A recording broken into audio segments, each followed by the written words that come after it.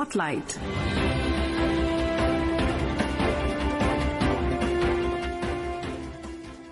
This is Akashwani. In the program Spotlight, now we bring you a discussion on various aspects of India-New Zealand bilateral partnership. The participants are Gitesh Sarma, former ambassador, and Manas Pratim Bhuyan, journalist.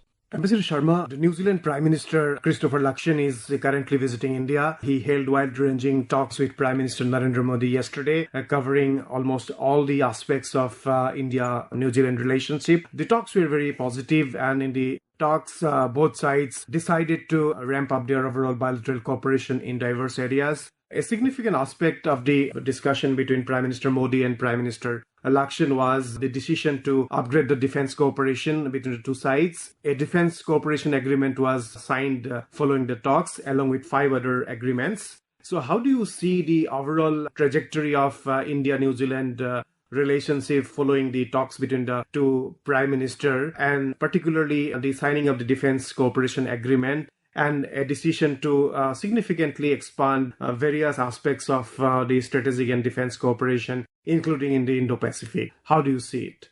First of all, let me say that this is a landmark visit. Prime Minister Luxon's visit is a landmark visit, and we must celebrate the growing intensity of our relationship. When relationships become intense and multifaceted, defense also becomes an important component. In fact, the inclusion of defense signifies great degree of trust between countries. You cannot cooperate in defense with every country. So I think that itself, the fact that we signed an agreement, I think is very, very significant. New Zealand and India can complement each other, because although we talk of Indo-Pacific, which is common, covers in Indian Ocean and Pacific, but we are primarily based in Indian Ocean region and New Zealand in Pacific. So there is a great deal of possibilities in terms of combining our kind of positioning to cooperate in defense and contribute to regional security. So I think that is what it demonstrates. Of course, there are individual aspects like cooperation between India and New Zealand comes on the back of India's cooperation with other countries in the region as well, or like-minded countries in the region. Then there are certain common threats like smuggling, hostage taking, piracy. They threaten every kind of country. I think countries like India and New Zealand, if they have decided to cooperate, so it shows a high level of relationship, or a higher level of relationship. So we must make a note of that and congratulate our leaders for that. Public address, Prime Minister Luxon last evening talked about India's growing role in the Indo-Pacific, and saying that size and geostrategic heft of India is crucial in an increasingly multipolar world. He also argued that might makes the right approach is totally unacceptable in the current context. So how do you see the New Zealand Prime Minister's public comments about India's growing role in Indo-Pacific and his rejection of this approach of might makes the right kind of approach? I think it really demonstrates kind of a new state of international relations where India and the Pacific countries of the South Pacific, we are comfortable in dealing with each other, and we have similar approaches to regional and international issues. As far as India's own role is concerned, which Prime Minister Luxon has kindly made note of, the fact is that New Zealand, we must go back into history, not very long, but fact is New Zealand was more tied to Western kind of arrangements, and Western ways of thinking were the guiding lights for its foreign policy. But over a period of time, its own demography has changed. It is now, because of change in the way its population is today, they're possibly looking more, and the markets, they're looking more at Asia, and they also have this kind of feeling that country with limited resources, and we can't look at issues beyond our shores, all the time. But again, that events have developed in such ways that, and India has emerged as such a country of influence, as the 5th largest economy, and with very impressive achievements, as he has mentioned, space and defense sector and other kinds of areas, that even a country like New Zealand, which tended to be insular, has taken note of India's rising profile. So that provides the kind of incentive to New Zealand to work with India.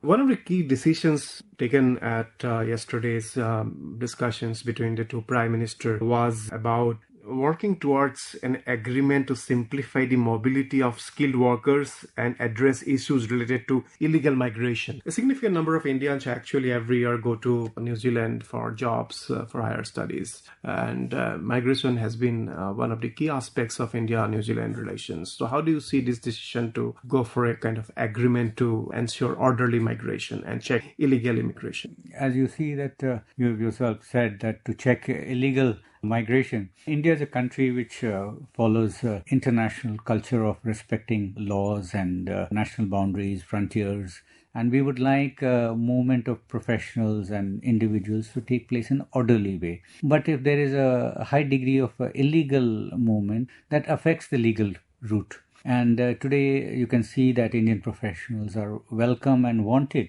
in practically every advanced Western country because of the skills they bring, the kind of work culture that they bring, that they settle down easily and in such ways that they don't cause social disharmony. So Indians are more welcome than perhaps professionals or skilled people from elsewhere. So I think if the two governments have come together to work towards curbing illegal and promoting a legal way of movement for professionals, I think that is an excellent kind of development and we should really welcome that.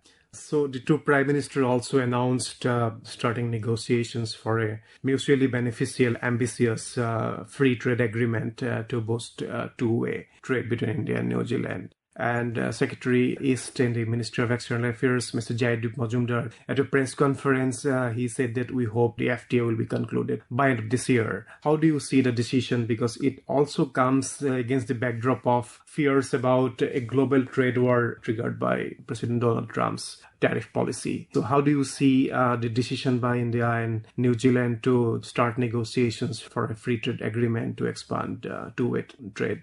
I think it is a very positive outcome of the visit, and I think New Zealand Prime Minister will certainly go back with a great deal of satisfaction. And India would also be satisfied. In recent period, we have concluded some kind of FTAs, UAE, EFTA, concluded with Australia also. So when New Zealand seen the neighboring Australia take a march over them and lead over them, I think they have probably also drawn inspiration. Some years back, if we go back to around 2019, India did not join or stayed away from RCEP. There was some disappointment, and when we speak frankly, we should recognize. But when we didn't join RCEP, New Zealand as a country driven by trade, they were definitely disappointed. But having said that, they respected the reasons for India staying away. So that is how friends operate. And today they have sort of built that relationship with India, and India has built that relation with New Zealand, that through a bilateral kind of discussion, we would be able to address each other's concerns and each other's interests. Let's look at it positively, that there may be areas of interest on both sides. So through direct negotiations now, this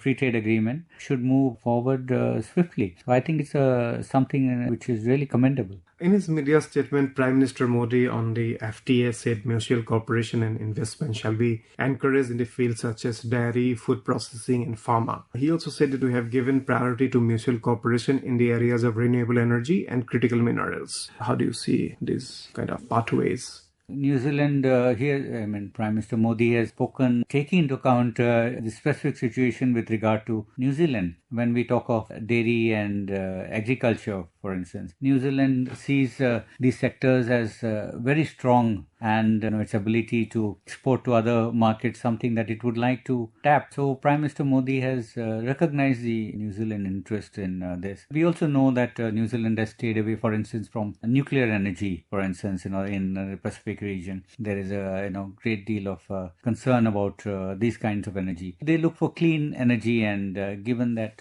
their levels of industrialization may be much less than India in certain ways, so they would probably like to focus on renewable energy. Pacific island countries also, I think they're also victims of climate change. Not that we are not also. So I think that is another matter of concern. So I think overall, cooperation in these areas, clean energy, renewable energy, dairy and agriculture sector, if it is managed in a mutually beneficial manner, we have a lot to contribute to each other's development. So I think that should be welcome. In his discussion with Prime Minister Lakshan, Prime Minister Modi also raised the issue of certain anti-India elements operating from New Zealand soil. And the Indian side hoped that New Zealand government will take action against these elements.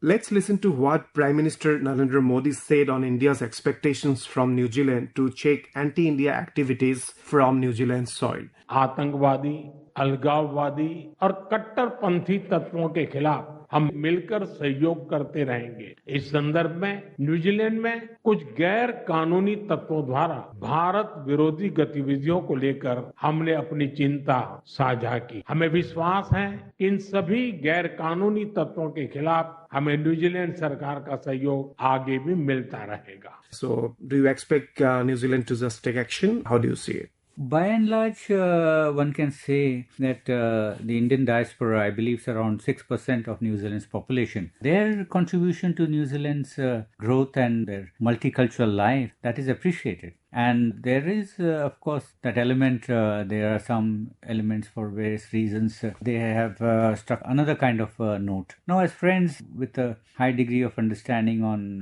important issues, we can afford to be free and frank. So I think it is very important that we didn't hide our concerns, or we pushed it under a table, or we sort of face to face we conveyed our concerns. And New Zealand would definitely have taken note of that, and they have had their own experience, the Christchurch shooting in 2019. So they are also now they see themselves as potential victims of terror. So I think there is that common understanding that terrorism should be dealt with firmly, and taking that broad objective, these kind of issues can be dealt with through friendly dialogue. So overall, in fact, what are the key aspects of Prime Minister Lakshan's visit to India, according to you? I mean, what are the stepping stones to push the relationship to a new level? Well, recently we played cricket, so at the people-to-people level, that kind of India, New Zealand, we have always been on a cricket field or a sports field in hockey. We know each other, but a lot of effort has gone in the recent period to build on that. It's one thing to see each other as nice people, but we have to put some substance into the relationship, and a lot of hard work, which I hope people will recognize that a lot of hard work has gone in. Our own External Affairs Minister Jaishankar, he visited in 2022, and then their Deputy Prime Minister Vincent Peters came in. Our Honorable President went in last year. So these big things have been happening, and now to come and their Prime Minister Christopher Luxon being made a chief guest at Raisina Dialogue. Look, there's so many countries, and who has been chosen? I mean, this time it's the Prime Minister of New Zealand, and a lot of thinking goes into that. So it's obviously that the moment has come for India-New Zealand relationship to thrive. Ambassador Sarma, thank you so very much for giving a detailed perspective on India's relationship with New Zealand, and particularly the decisions that were arrived at following talks between Prime Minister Narendra Modi and Prime Minister Christopher Luxon in New Delhi yesterday. Thank you so very much. Thank you very much. You were listening to a discussion on various aspects of India-New Zealand bilateral partnership. The participants were Gitesh Sarma, former ambassador, and Manas Pratim Bhuyan, journalist. This program was produced and presented by the News Services Division of Akashvani. You can listen to it on our mobile app, News on AIR. This program is also available on our YouTube channel, News on AIR Official. You may share your feedback about this program through email at airnsdtalks@gmail.com or WhatsApp on 9289094044. Spotlight.